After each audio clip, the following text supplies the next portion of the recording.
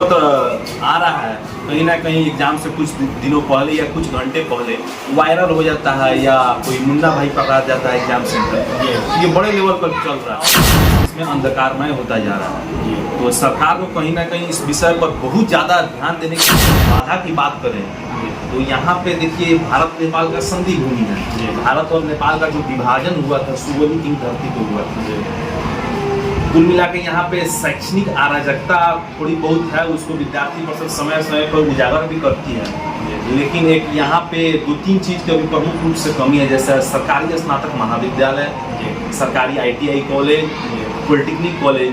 तो इस दिशा निर्देश में विद्यार्थी परिषद के जितने भी पूर्व कार्यकर्ता या अभी के वर्तमान कार्यकर्ता है, हम किसी एक का नाम लेंगे तो दूसरे के साथ अन्याय हो जाएगा।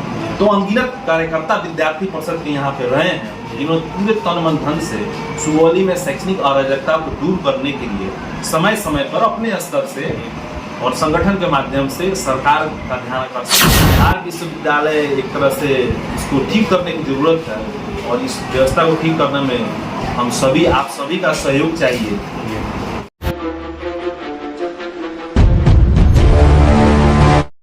नमस्कार, इस वक्त हम सुगौली में हैं और हमारे साथ आज खास मेहमान हैं, खास आदमी हैं मेरे साथ। अभी बात करने के लिए कई मुद्दे पर बैठे हैं लोग और मेरे हाथ में एक कागज़ भी है। कागज़ में हर प्रश्न है और सर से हम बात करेंगे।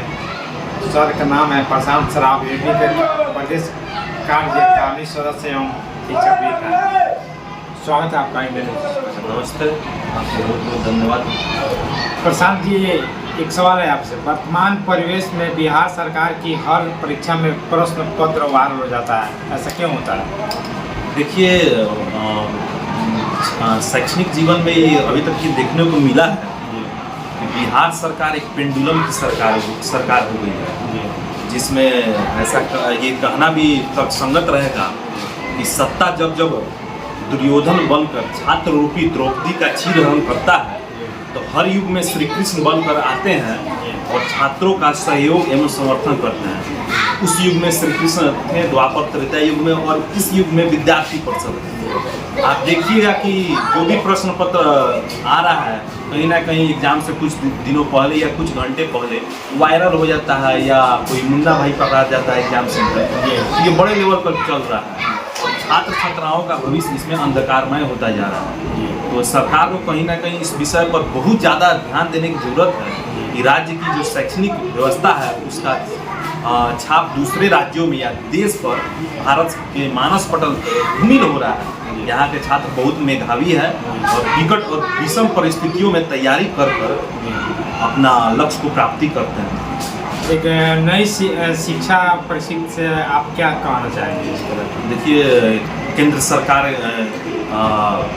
के द्वारा न्यू एजुकेशन पॉलिसी 2020 आई है। ये बहुत बढ़िया एजुकेशन पॉलिसी है। इसमें पुराने जितने भी पारंपरिक कोर्सों को है उसको इग्नोर करके न्यू एजुकेशन पॉलिसी में व्यावसायिक और वोकेशनल कोर्सों को शामिल किया गया है कि छात्र छात्रा जो भी स्टूडेंट हैं, पढ़ने वाले लोग हैं, स्नातक या 12 करते करते तक उनका एक माइंड सेट हो जाए और उनको आर्थिक रूप से आत्मनिर्भर और आत्मसंबल बनाने के लिए सरकार की ये पहल है।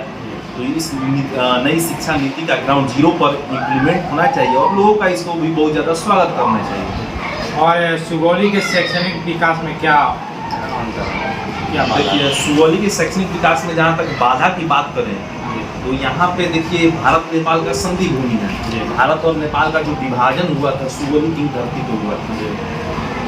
कुल मिला के यहाँ पे शैक्षणिक अराजकता थोड़ी बहुत है, उसको विद्यार्थी परिषद समय समय पर उजागर भी करती है। लेकिन एक यहाँ पे दो तीन चीज़ की अभी प्रमुख रूप से कमी है, जैसे सरकारी स्नातक महाविद्यालय, सरकारी ITI कॉलेज, पॉलिटेक्निक कॉलेज।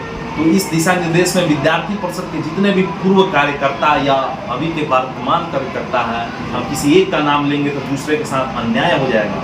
तो अनगिनत कार्यकर्ता विद्यार्थी परिषद के यहाँ पे रहे हैं जिन्होंने पूरे तन मन धन से सुगौली में शैक्षणिक अराजकता को दूर करने के लिए समय समय पर अपने स्तर से और संगठन के माध्यम से सरकार का ध्यान आकर्षण किया गया है। लेकिन अभी तक इस यहाँ के जनप्रतिनिधि मतलब करें एक तरह से निरंकुश व्यवस्था का तहत इस पर कोई ध्यान नहीं देता। और एक है कि बिहार विश्वविद्यालय मुजफ्फरपुर का बार बार रिजल्ट पेंडिंग हो जाता है, इस पर बताइए। पूरे देश में अगर देखें तो बिहार विश्वविद्यालय मुजफ्फरपुर, बिहार ही नहीं पूरे ब्रह्मांड का सबसे घटिया एवं वाहियात विश्वविद्यालय है। एक बार स्टूडेंट इसमें एडमिशन ले लेते हैं तो पहले तक स्थिति इतनी, आज से 10 दिन पहले तक स्थिति इतनी जर्जर और भयावह है कि छात्र साल भर तैयारी करते हैं, परीक्षा में एग्जाम देते हैं, रिजल्ट को किसी न किसी कारण से जानबूझकर पेंडिंग, प्रमोटेड या फेल किया जाता है। और बाघा, वाल्मीकि नगर, सुगौली, पूर्वी पश्चिमी दोनों चंपारण के छात्रों को और छात्राओं को जानबूझकर टारगेट किया जाता है। यहाँ उनका रिजल्ट बाधित हो और उनका तन मन धन से शोषण हो। लेकिन ये तो संजोग कहिए कि बीच में के पाठक जी आए हैं कि थोड़ा बहुत उनके द्वारा इम्प्रूवमेंट हो रहा है यह विश्वविद्यालय में, और 75% जो अटेंडेंस की परिपाटी आई है, तो छात्र भी अपने अधिकार के प्रति जागरूक हो रहा है। छात्र जैसे जागरूक होगा तो कक्षाएं चलेंगी तो उसको पढ़ेगा और उसको अपने व्यवस्था को सुचारू रूप से खोजेगा। तो बिहार विश्वविद्यालय एक तरह से इसको ठीक करने की ज़रूरत है, और इस व्यवस्था को ठीक करने में हम सभी, आप सभी का सहयोग चाहिए। यही विषय वस्तु है। उत्तर बिहार में अब बात की जाए तो बाढ़ की समस्या लगातार होती जा रही है, और नदी का कटाव भी है। सुगौली की बात करें तो इस समस्या को लेकर क्या करेंगे? देखिए, उत्तर बिहार की जहाँ तक बात करें तो यहाँ पे नदियों का जाल है उत्तर बिहार में, और यहाँ की जितनी भी नदियाँ हैं नेपाल के पर्वतों से चल के तराई इलाके में बिहार और भारत के हिस्सों में आती है। तो एक तरह से अगर देखा जाए तो हर साल यहाँ पे उत्तर बिहार में मास लेवल पे बाढ़ आ जाता है। खासकर सुगौली जो इलाका है ये बहुत थोड़ा निचले स्तर पे है, और यहाँ पे हर साल बाढ़ आ जाता है। तो सरकार और ऊपर के जितने भी इसके जनप्रतिनिधि हैं उन लोगों को ये ध्यान देना चाहिए कि हर साल बाढ़ के समय 6-6 हज़ार रुपये जो ना देकर उससे कुछ ऐसी योजना बनाया जाए, या तो इस पानी का सदुपयोग होकर पनबिजली बन पाए, या एक डैम बन जाए, या दक्षिण भारत में, दक्षिण बिहार में भी बहुत ऐसे जगह हैं जहाँ पे पानी का बहुत सारा किल्लत है। तो ऐसी व्यवस्था, ये सुचारू व्यवस्था नहर के माध्यम से, किसी माध्यम से की जाए। ये जो पानी यहाँ पे वेस्टेज के रूप में जा रहा है, तबाही कर रहा है, बाढ़ आ रहा है, और ये पानी दक्षिण भारत में वहाँ पे ले जाने का प्रयास किया जाए कि वहाँ पे कृषि सिंचाई व्यवस्था हो, या इसका डैम बनवा दिया जाए, या पानी का ये बिजली उत्पादन करने किया जाए।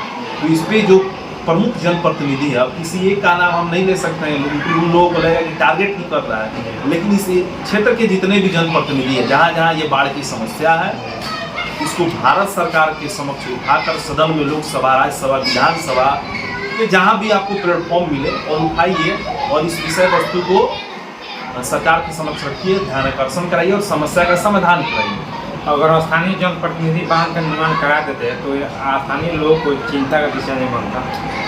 अब स्थानीय जनप्रतिनिधि से मेरा ये कहना होगा कि बहुत सारे जनप्रतिनिधि